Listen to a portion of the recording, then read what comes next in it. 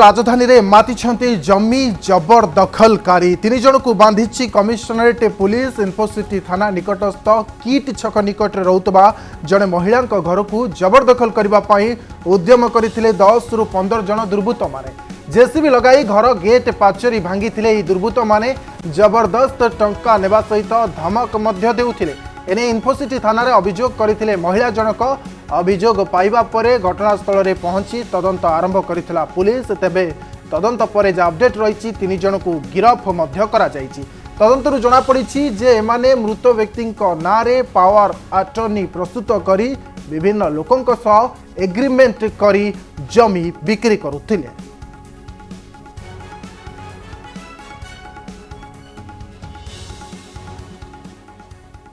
Oasis fertility व्यक्तिगत एवं विज्ञान भित्तिक चिकित्सा सहित आपणकर सुस्थ शिशु को 69% सफलता हार रे रखंतु।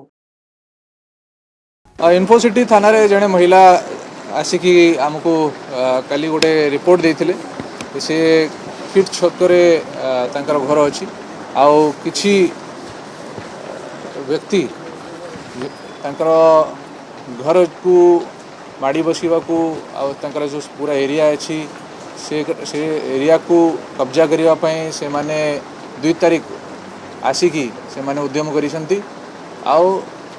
2 तारीख दिन पाखापाखि 1:30 बेले 10 रु 15 जन जड़े व्यक्ति जार नाम आइडेंटिफाई होती मानस साहू जड़े व्यक्ति